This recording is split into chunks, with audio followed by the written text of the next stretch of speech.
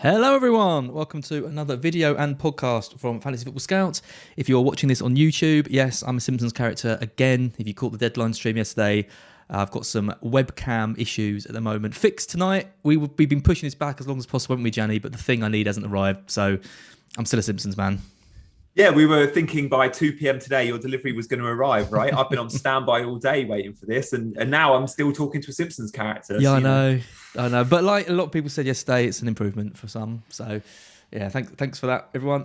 So Gianni's here. We don't normally do a team selection video when there's games going on, but there's so much to talk about. I kind of thought we'd squeeze one in this week. So we're going to chat about how things are going so far, and Jenny's how you're set up ahead of Gameweek 21. Can you believe it's Gameweek 21? It's sort of over halfway now.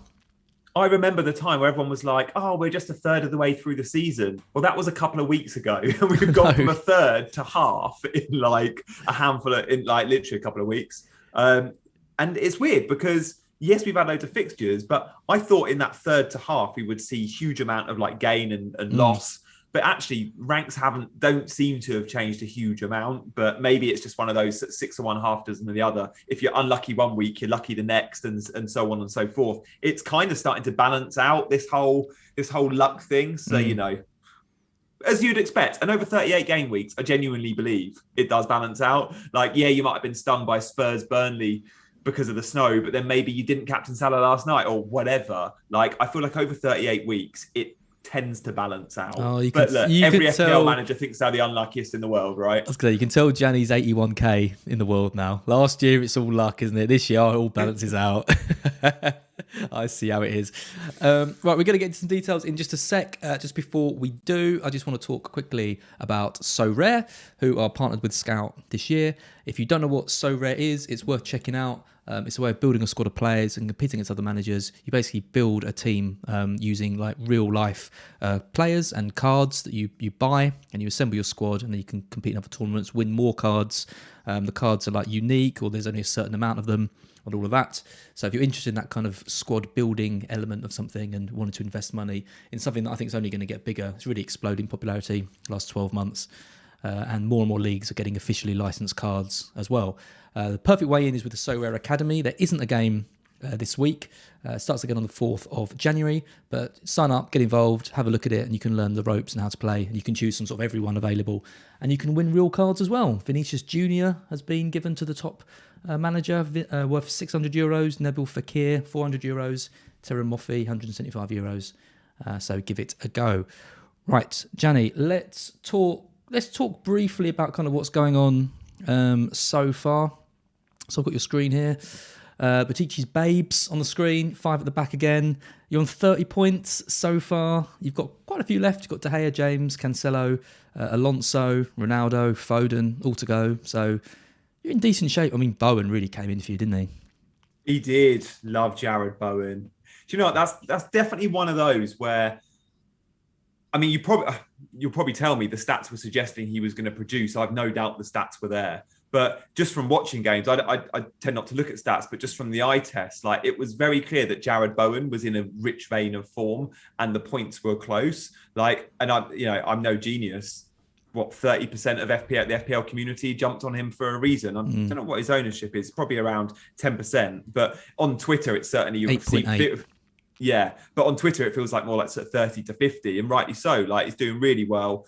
When you watch Bowen and Antonio, you think, God, if I'm only going to invest in one West Ham asset, it's Jared Bowen all day long. And some doubted that he might not start 2 games in 3 days. And he was the one West Ham attacking player I was really confident over 2 starts in 3 days. And that's because, well, we spoke about it, didn't we? I remember saying, 2 days ago, it was his durability, his time in the Championship, the reliance West Ham put on set pieces. And without Creswell, Bowen's corners are needed. But the open play, 3 assists, should have got the goal. Well, he should. I guess it was a foul on the halfway line, but so unlucky that was even picked up. Those fouls on halfway line, 10 seconds for a goal, they're never picked up. But of course, it was this time round. But yeah, West Ham hitting some goals. When they went 1-0 down to a Dennis goal, oh my God. Dennis, he's going to get 3 bonus now. I've got King on the bench who got the assist. But yeah, as always, Watford went on a run of just being very open at the back. And Watford defence, Norwich defence, they're definitely the 2 to target. Well, and it was Newcastle as well, but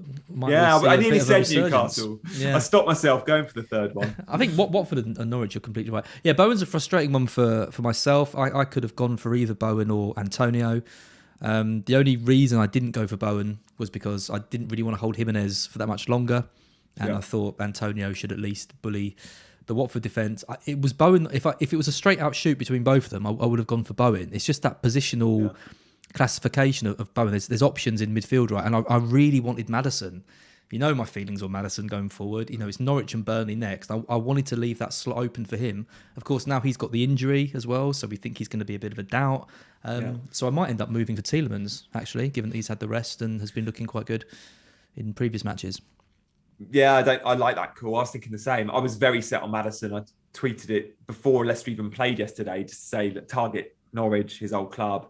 And then I saw the injury and it didn't look good. I know we haven't got any sort of confirmation. And guys, check out like Fantasy Football Scout Twitter for all the press coverage, the press conferences to know about Maddison's injury.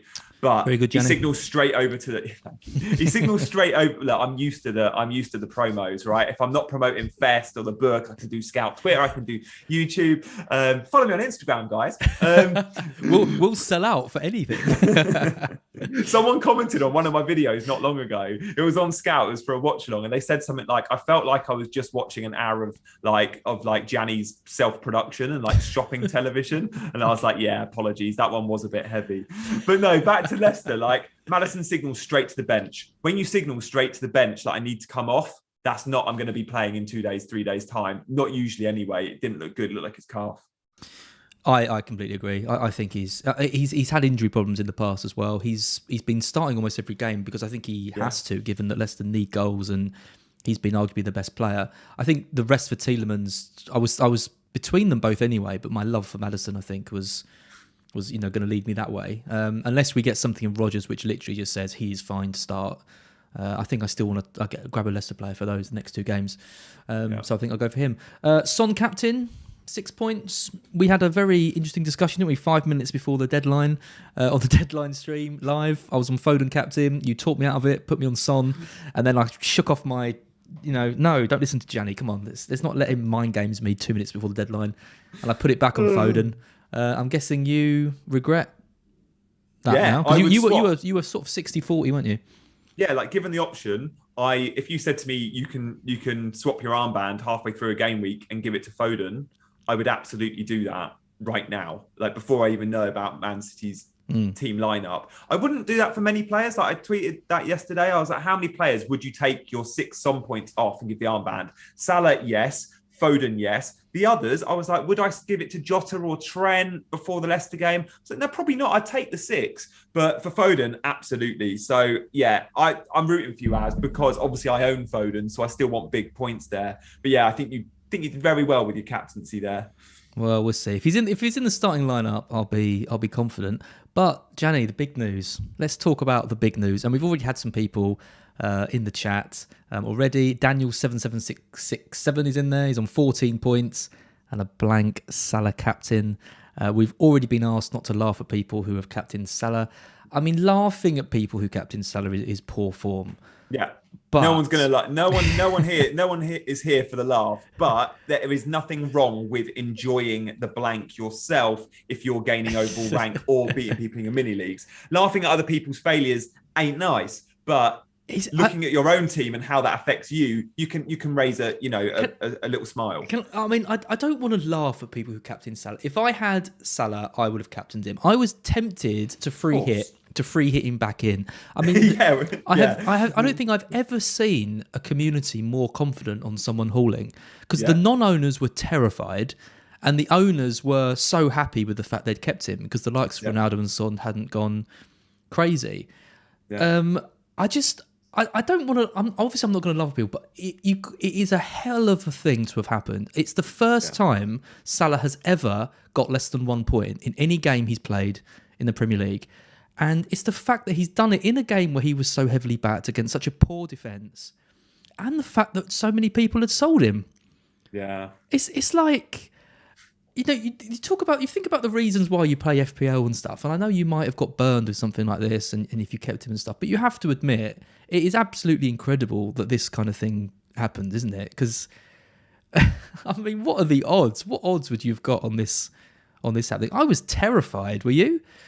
Yeah, I really was. Like I was there watching the game. I actually put a bet on Salah for shots on target. So I was like, if he does get loads of shots on target or scores goals, I'll be rewarded in one way when I know I'll really not be rewarded through FPL. But I looked at it and was like, okay, Liverpool I think last time they didn't score a Premier League goal was in March. Like they've scored for 35 games consecutively. Salah, as you say, has never got a zero. And I think that's in something like, is that in like 175 or 200 games or something ridiculous? Yeah. So yeah, again, it was one of those where it was just really, really unlucky, really bad luck for those that did captain Salah. And of course, anyone that did own him would have captained him. We were rewarded for selling him last week but what I would say is if you sold Salah last week, there is a very good chance you bought and captained Ronaldo. Well, Ronaldo got 1 point. So in game week 19, when all of us Ronaldo captains got 1 point, I took it and it was fine and you move on. Salah's disappointing 0 last night feels like it's been blown up. But what I would say is there's a very good chance Salah captaincy, if you got a 0 from him last night, you captained him, there's a very good chance this season you have been rewarded time and again for Salah captaincy hauls. It's okay for him to blank once. I think a lot of it isn't like people being happy and obnoxious and you know, because I've been on Twitter quite a lot and on Scout and looking at the reactions. It's just an outpouring of relief from people that you've backed against someone who's so highly owned. If he'd got 15, 20 points that some people have been predicting, I mean, that is a game, you know, that is a game-ending decision in theory. And the fact is, if you captained him, okay, you got 0 points, you know, it's not the end of the world. But if you did have him and he'd gone big, I could have been down to 100k. You know, my great season could have just completely unravelled just with one player doing something like that. So I think you've got to give the non-owners and the people who went against him and didn't, you know, knee-jerk him back in for hits and stuff, you've got to give them a bit of credit because I was so scared, honestly, yesterday. I really was. And yeah, I think it couldn't really have gone better. But yeah, it does feel like massively dodged a bullet. It was a brave call, but when you look at the game, Liverpool didn't turn up and Salah was not in and amongst it. If Salah had gone and hit the bar 3 times and missed 2 one-on-ones, you look at it and go, geez, they were really, really unlucky. Now, of course, they were unlucky because he missed a pen, but Liverpool and Salah for FPL points yesterday were relying on a penalty. And other than that, very, very little, right? So I look at Salah and it wasn't one of those games where he dominated and you go, he should have got a 20-point haul. Yeah, he should have scored his penalty. You know, where the XG is 0.78, you expect him to score, of course. But how many points do you get there? What, you get the 5 for the goal, the 2 appearance 7. He probably doesn't hit bonus if Liverpool win a football match 1-0. Like usually when Liverpool win a football match 1-0 and Salah's the scorer, you look at the defenders and they still outscore him in the BPS, right? So it's 7, maybe he could have got an 8 or a 9. It wouldn't have been absolutely like game changing. Yes, it would have if he goes and scores a hat trick, but he never looked like he was going to do that yesterday. So I'd look at it and go, just weren't meant to be. No, I think the bigger story was Mane and the chances he missed. I mean, that's what, like 8 games without a goal now for Mane and playing like a player who hasn't scored in 8 games. I mean, he had 2 absolutely fantastic chances in that match that an in-form Mane would have put away. So and Jota missed 1 or 2 big chances as well. Like if I was a Jota captainer, I'd be just as annoyed as the Salah captainers. Like Jota missed a chance as likely to score as a penalty almost. Like the XG on that chance at the end of the first half was probably a 0.5. Like you expect Jota to put them away.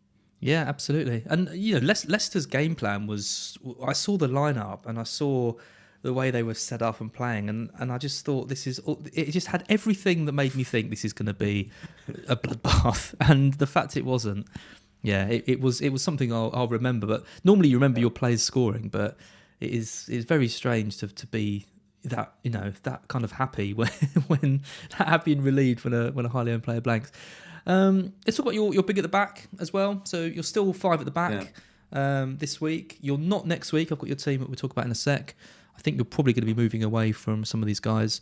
But I mean, it's a strong looking back 5. He must be disappointed with Reguilon, obviously with his 0.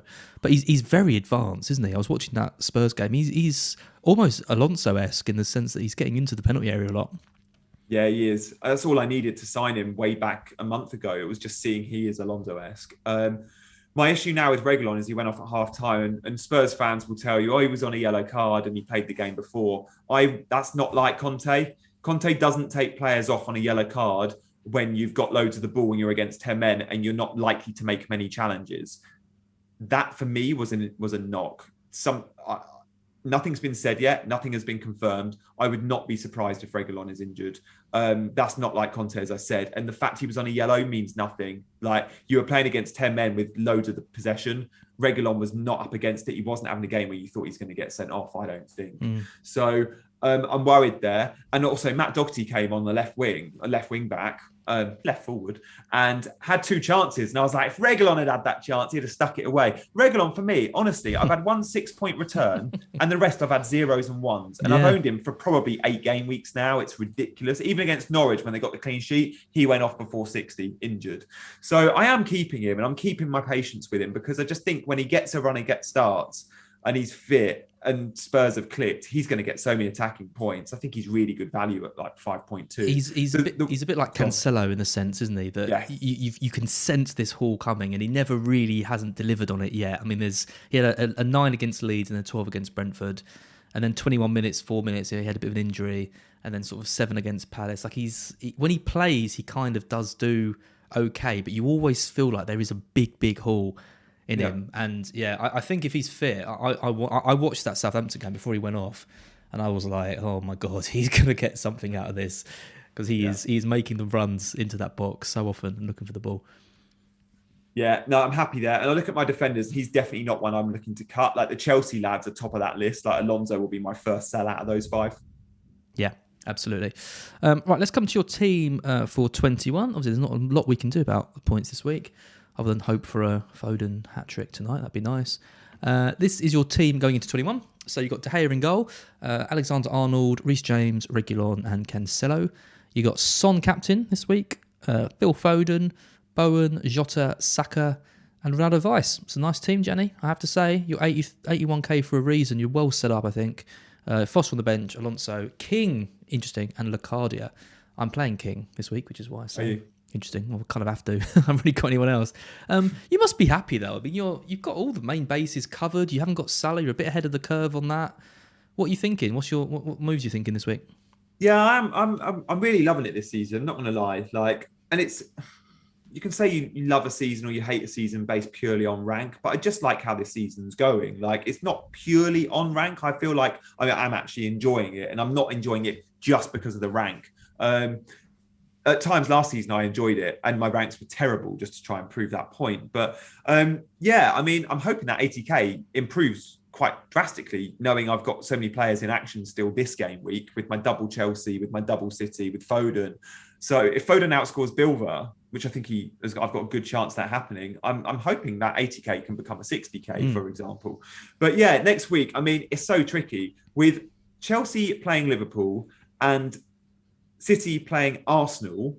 That's it's about what, 7 or 8 of my players. Like, it's 7 of my players, I think, are playing against each other in 2 fixtures, which I could see being stalemate fixtures. Like, City always back to score, but Chelsea, I don't expect much from Arsenal. Chelsea, Liverpool, that could be a 0-0 or a 1-1, very low scoring. So I do feel like this week I'm going to have a low scoring week. But then I look at those assets and think, do you know what? Most people have got City, most people have got Liverpool, most people have got some Arsenal and some Chelsea as well.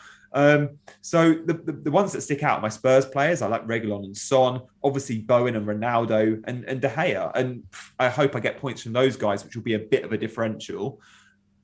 But still, I look at it and go, I could do so much better this week. Now, if the double game week fixtures are announced with enough planning time for me to contemplate a free hit, which I would be very keen to do that. I genuinely think game week 21 for me will be a free hit if we get 2, 3, 4 extra fixtures, and we get the likes of Aston Villa, the likes of Leicester, the likes of West Ham with nice double game weeks. I would load up on those assets. You look at West Ham, I'd go Antonio and Bowen. You look at Villa, I'd want Watkins if they did a nice double game week. There's some nice choices there of players that are very lowly owned in teams that you can still rely on a little bit. You know, we're not talking about doubling up on Burnley or Norwich here. So yeah, I want a double game week and I just need the fixtures to do that. I haven't thought too much about me making a normal transfer. My plans were going to be Foden or Saka out to Maddison if I was going to make one simple transfer. It was to target Leicester. But actually, I'm pretty sure we're going to get some fixtures and I'm pretty sure I'll be free hitting. Also, it's hard to sell Saka. I mean, I know the fixtures aren't great, but the amount of goals Arsenal scored lately. I mean, I hate to say this, but I look at your team and I think it's about as strong as it could be. I can't think of any ways in which I would massively improve it. I think the only ways that you can. There's a few people asking in the chat. FPL Dream, for example, says he's looking for a few cheeky punts. I mean, I mentioned Tielemans earlier, who I think I'm going to be getting for my own side. I think Sterling's going to be an interesting differential for people who've got Salah and looking to move him down, maybe not looking for a Ronaldo Son, looking for another premium, someone like that. You've got Rafinha coming back as well, double game on the horizon, and then you've got the Aston Villa strikers, Watkins and Ings, like you mentioned, but they are all, they're all kind of a bit left field. I think in terms of a purely like strength side, I've really, really liked your team. I think it's great. It's really hard to mock, and I'm trying. Thank you, Az. I mean, yeah, in terms of differentials, I would look at that Leicester team. Like, I think you're right to highlight Tielemans, because if Maddison doesn't play, when we saw Maddison out earlier this season, we saw Tielemans playing as the 10. So if he goes for that number 10 in the team, Tielemans goes from an 8 to a 10 without Maddison at times if the formation's right. I also think Lookman could get a nice run of games. Like, he's scored 2 goals in 2 now. Yep. Looked really good when he came on. He's 0.2% owned, Lookman. Don't forget Harvey Barnes is injured. Don't forget Vardy is very likely going to be injured. I know he played on yesterday, but he was really struggling. They'd used all their subs. It was like, stay on the pitch because you can occupy some players, but you can't run, and he couldn't. So I just wonder if someone like, that Leicester midfield, and look, if he comes back from his hamstring injury in the next week or two, I'd also look at Daka. The beauty of Daka is Iheanacho goes to the AFCON. Well, Daka doesn't. Daka's country, which might be Daka is out though. He's out until the 15th. Yeah, he's out with a hamstring injury, and according to the site, it's 15th of Jan. But that he could be back sooner rather than later. So monitor that one, because I just think Daka could be the only fit forward. He could be back before Vardy is back, and Iheanacho could be off to the AFCON I know not this week, but by game week 22. So I'd just keep your eyes on that. I think Leicester's definitely a team to target. Yeah, Lookman's a good shout, actually. I didn't realise just how many starts he's had over the last 6 games. He started 5, scored 3 goals in that time. I mean, he's prone to an early sub, and I think it's likely that if he starts and it isn't really working, I think he's always going to be one of the first players they take off, to try and change things up a bit. But he's above the likes of Perez now, though, isn't he? In the pecking order. He is, absolutely. And for 6 million, I think he could be a good pick. It's funny with players like Lookman and Damari Gray. These are guys who were in the league and had potential and didn't really do it, and then went off to different countries, and they've been bought back for nothing, like really little money, really. And now they're starting to show kind of glimpses of what we kind of wanted to see a few years ago in the Prem. So fair play to him. It was a great goal, wasn't it, from Lookman? Great goal. Like, he looked, it was the pass and move. Again, it was targeting Trent. No, I look at Trent and I'm like, if Trent tracks Lookman, he can win the ball off him quite comfortably, but he doesn't. And that is where, and I've just seen in the comments, Metallica says Trent couldn't deal with Lookman. And it's true. Like, they were definitely targeting Trent again. Like, we see it so often against Liverpool. And I love Trent. He's so good going forward, but you do see teams target him in different ways. Sometimes it's crosses to his back post. Yesterday, it was balls over the top or neat 1-2s. Absolutely. I mean, Van Dijk did a good job though. I thought, like, in terms of, what he did was he stopped Lookman bending it into the corner, right? Yeah. And the only place Lookman could put it was where he did, and he did it. Alisson has been caught on that near post a couple of times this season, but it's hard to criticise a goalkeeper like Alisson. It's hard criticising Trent too. I don't like to do it, but it just happened again last night. But I just got froze. I read the comment from FPL Bood saying there seems to be a lot of you just trying to fill airtime. It's not possible or worthwhile trying to plan until you know what teams have had COVID. Yeah, I completely disagree with that. I think there absolutely is sense in planning and trying to work out what you want to do. That's the only thing you can control. in this game. You know, we can't control who gets injured. We can't control who gets affected by COVID. But what we can control is, you know, targeting teams with double game weeks coming up, teams with good fixtures, still looking at player data, doing all the things the same, and just accepting there's going to be large elements of this that we can't do anything on. Yeah, like I'm still looking at my team. I've got an Excel spreadsheet, which I've created myself, and I have got highlighted every player that I'm going to have, hopefully in game week 22, which should have a double game week. Now, we all know there's places on Twitter we can go and check out possible double game weeks. I've seen Scout posted today with Lego Man's great chart. Check that out. And I'm planning my chip strategy already. Now, I know it's very dependent on postponements, but I'm already thinking, probably don't need free hit in 22. That means free hit in 21 is an option. So again, like as I've said, that's an option. My other options in 21, if I don't free hit, are a simple transfer. I've got 0.7 in the bank. I'm thinking, where do I want to upgrade? And the obvious place to upgrade is if I don't want to sell, say, a Saka or a Foden to Maddison or a Tielemans, then I look at Locadia, and my plan was always Locadia to Brozier. And I've got enough money in the bank to make that move. Now, if Southampton get doubles, I definitely want Brozier in. So look, we can definitely plan ahead. Like, yes, it's all subject to change. But if FPL is your game of choice and you're watching this video, so I'm guessing it probably is, then there's no harm in that. Yes, that plan might go up in smoke, but don't they always in FPL? Like, exactly. It's fun to plan. Of course it is. Yeah, absolutely. We're talking about double game weeks. I mean, we still don't have any news about when they're going to be. We're obviously all expecting the bumper double game week in 22 still. That seems the most logical time for fixtures to be rearranged. There has been some talk, some rumours of a couple of games sort of being rescheduled quite soon. So Hassan Hootel dropped in that the Brentford Southampton game could be was that in 21 he was hinting at as well? 21. Yep. That would have been a 21 double, not a 22. Yeah. And there's also some talk from Palace fans, I think it is, that their game with Watford has been showing on the ticket website as potentially being in 21 as well. So as you know, these are just complete rumours. There's nothing confirmed on this at the moment. But, you know, if you've got the likes of Gallagher and Dennis, who scored, of course, and King and, you know, Brozier, like you mentioned, we might start seeing these players have a double game again. If that happens, if that gets dropped in, you know, quickly. And you mentioned before we came on, do you remember the double game week where they did it on the deadline and it kind of blew everyone's minds and everyone was absolutely fuming? I feel like that wasn't that long ago. That might have been Project Restart. I think it was. We were all waiting for what was going to be a double. We never got it, so we all made our transfers. And as soon as that FPL deadline hit, which at the time I think was 11:30, and by 11:31 the new fixtures were out for the next week. But the only reason why there wasn't mass hysteria about that was because we'd planned and because we'd been looking at, you know, things like Lego Manny's spreadsheet, and we knew these fixtures were very likely, and it was just a confirmation of kind of what we already knew. If that had happened without any, you know, without looking into it, and you hadn't planned at all for it, it would have been absolute carnage. So yeah, you've got to keep track of as best you can of what's happening and what's changing, just so you don't get completely caught out.